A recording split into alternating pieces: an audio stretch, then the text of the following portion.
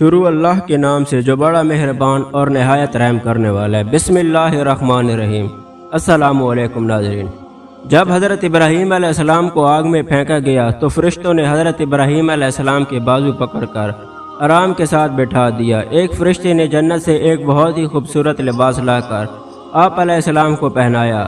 حضرت ابراہیم علیہ السلام کے گرد ایک خوبصورت باغ بنا دیا اور وہاں شیریں چشمہ جاری ہو گیا۔ حضرت ابراہیم علیہ السلام پر اللہ تعالیٰ کا فضل و کرم ہو گیا۔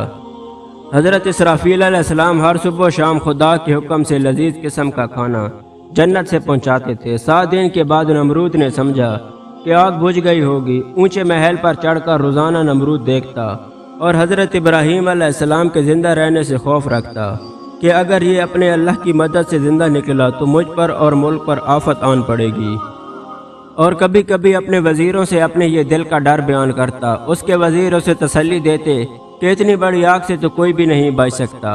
ایک دن نمرود نے بڑے غور سے اپنے محل پر سے دیکھا کہ حضرت ابراہیم علیہ السلام کے ارد گرد عمدہ گلستان ہے اور ایک چشمہ وہاں جاری ہے۔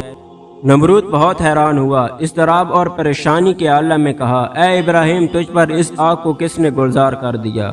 حضرت ابراہیم علیہ السلام نے کہا، یہ میرے پروردگار کا کرم ہے۔ تقریباً 40 یا 50 دن حضرت ابراہیم علیہ السلام اس گلزار میں رہے۔ آپ علیہ السلام فرماتے ہیں کہ ایسا خوشی کا وقت میں نے اپنی زندگی میں دوبارہ کبھی نہیں دیکھا۔ اس کے بعد حضرت ابراہیم علیہ السلام اس گلزار سے باہر آ گئے۔ حضرت ابراہیم علیہ السلام نے نمرود کو نصیحت کی تو نمرود نے چند دن کی مہلت مانگی۔ تو نمرود کے وزیر نے کہا کہ اتنا عرصہ تم نے خود خدائی کی، اب تو دوسرے کی بندگی اختیار کرتا ہے اور اپنے لیے شرمندگی اور رسوائی اختیار کرتا ہے۔ آخرکار نمرود نے حضرت ابراہیم علیہ السلام کے سامنے انکار کر دیا اور کہا، میں تیرے اللہ کی رضا کے واسطے بہت سی گائے، اونٹ، بھیڑ، بکریاں کی قربانی دیتا ہوں۔ تم اپنے پروردگار سے کہہ دو کہ وہ مجھ سے انتقام نہ لے۔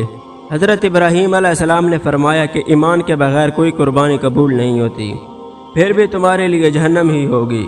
حضرت ابراہیم علیہ السلام نے فرمایا، اتنی بڑی بادشاہت خدا نے تجھے دی ہے اور مجھے اللہ تعالیٰ نے تمہارے لیے نبی بنا کر بھیجا۔ مجھے آگ سے بچا کر ایک معجزہ تجھے دکھا دیا، مگر پھر بھی تو کفر سے باز نہیں آیا۔ اے نمرود، جس بادشاہی اور طاقت میں تو مغرور ہے، اس کو ختم کرنے کے لیے میرے اللہ کا ادنا سا لشکر ہی کافی ہے۔ نمرود نے کہا، اس دنیا میں میرے علاوہ اور کوئی بادشاہ نہیں، میری بارگاہ کے علاوہ اور کوئی بارگاہ نہیں۔ اگر آسمان کے بادشاہ کی فوج ہے تو اس سے کہہ دو کہ مجھ پر اپنی فوج اور عذاب مسلط کر دے۔ تب حضرت ابراہیم علیہ السلام نے اللہ تعالیٰ سے دعا کی۔ دعا کے بعد حضرت جبرائیل علیہ السلام تشریف لائے اور کہا، نمرود سے کہہ دو کہ ہماری فوج آ رہی ہے، تم تیاری کر لو۔ حضرت ابراہیم علیہ السلام نے نمرود کے سامنے اعلان جنگ کر دیا۔ نمرود نے 3 دن کی مہلت مانگی۔ ان دنوں میں اس نے لاکھوں کی فوج اکٹھی کی، طرح طرح کے ہتھیار منگوائے اور میدان میں آ گیا۔ چوتھے روز حضرت ابراہیم علیہ السلام نمرود کی فوج کے سامنے تنہا گئے تو نمرود نے کہا، اے ابراہیم، آسمانی فوج کہاں ہے؟ تو حضرت ابراہیم علیہ السلام نے فرمایا، اے نمرود، آسمانی فوج آ رہی ہے۔ اتنے میں مچھروں کی فوج نمودار ہوئی اور سورج کی روشنی چھپ گئی اور آسمان پر اندھیرا چھا گیا۔ نمرود نے اپنی فوج سے کہا کہ نگارہ بجاؤ، لیکن مچھروں کی آواز لوگوں کے کانوں میں پہنچی تو لوگوں کے ہوش اڑ گئے، ہر شخص اللہ کے عذاب سے ڈر گیا۔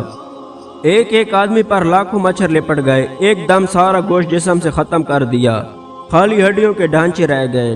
نمرود بھاگ کر محل میں گھس گیا اور اپنی بیوی کے پاس جا بیٹھا، لیکن اتنے میں ایک لنگڑا مچھر آیا۔ نمرود نے اپنی عورت کو بتایا کہ اس مچھر نے پورے لشکر کو تباہ کر دیا ہے۔ اسی اثنا میں وہ مچھر اس کی ناک میں گھس گیا اور اس کے دماغ کو چاٹنا شروع کر دیا۔ نمرود خود کو ہتھوڑوں سے مارتا، دیواروں سے اپنا سر پیٹتا۔ وہ نمرود جس نے خدائی کا دعویٰ کیا تھا، اس کا یہ حال تھا کہ جب تک اس کو سر پر جوتے نہ پڑتے اسے قرار نہ آتا۔ جب کوئی دربار میں آتا تو ہر درباری کا یہ معمول تھا کہ اپنے جوتے اٹھا کر اس کے سر کو پیٹتا۔ سر پیٹنے سے اسے کچھ دیر کے لیے قرار آ جاتا، لیکن اس کے بعد مچھر دوبارہ اس کے سر کو چاٹنا شروع کر دیتا۔ یہ چیختا چلاتا اور محل کی دیواروں سے اپنا سر پیٹتا، لیکن اسے آرام نہ آتا۔